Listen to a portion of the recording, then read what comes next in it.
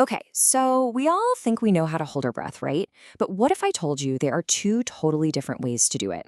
I mean, one that chills you out and another that basically supercharges your system. Yeah. Today, we're diving into the hidden power of breath holds. So let's get right to it. The big question is inhale, hold, or exhale, hold?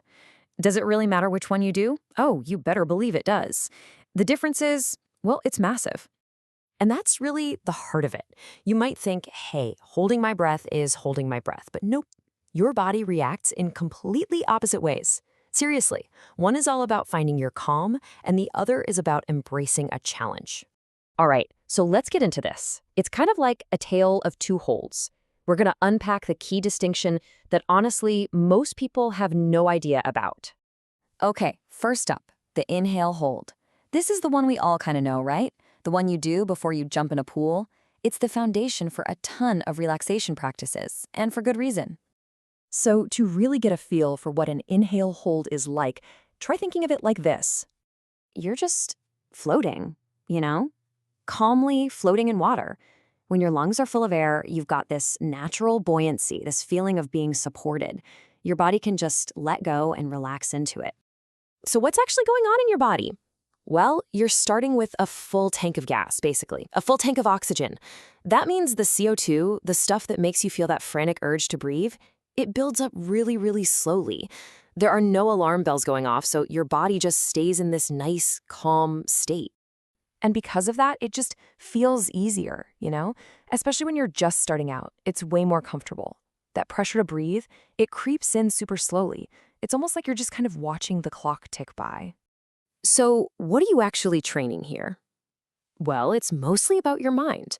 You're training calmness, you're teaching yourself to stay relaxed, even when things get a little uncomfortable. And that in turn builds a huge amount of awareness and, honestly, confidence in your own body and your breath. All right, now let's flip this whole thing on its head. Let's talk about the exhale hold. This is where you hold your breath after you've pushed all the air out. And trust me, it's a completely different ballgame. The analogy for this one? Yeah, it's a little different. It's like you're diving, a quick dive under the water. There's this immediate intensity, a sharp focus. You are not floating anymore. This is active. You're diving.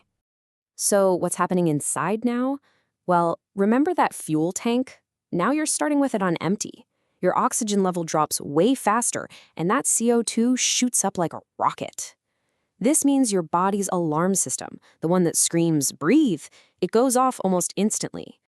And because everything's happening so fast inside, it just feels harder. Right from the get-go, that urge to breathe isn't a gentle nudge, it's a powerful shove. And the sensations you feel? Way, way more intense. But here's the thing, this isn't just about it being hard. This is serious training. You're literally teaching your body to be okay with higher levels of CO2. And why does that matter? Because it makes your everyday breathing way more efficient.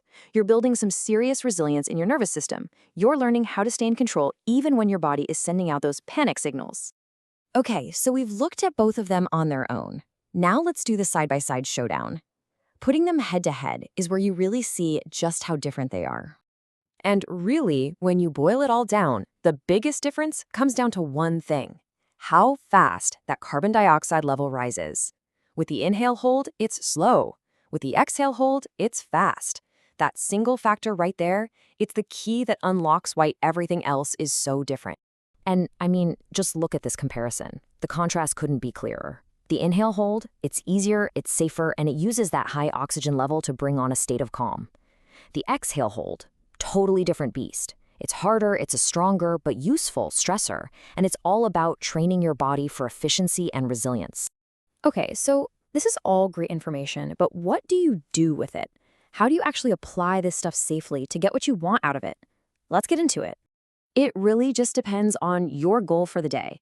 If you need to calm down, maybe you're feeling anxious, or you just want to get ready for sleep, then the gentle inhale hold is going to be your best friend.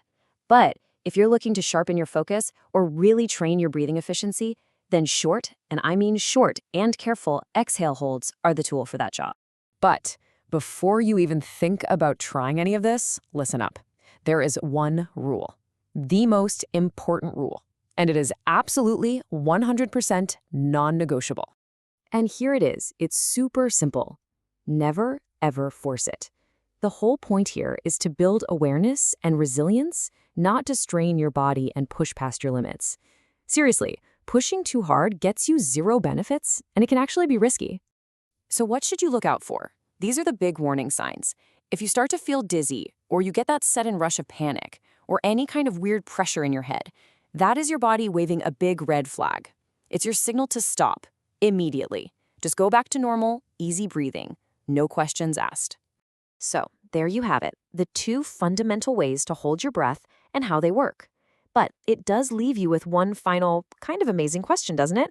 If this is how it works, how on earth can some people hold their breath for minutes at a time, like elite freedivers? Well, the answer is right here. It all comes down to mastering the exact things we've been talking about: CO2 tolerance and nervous system control. Pretty cool, huh? Something to think about the next time you just take a breath.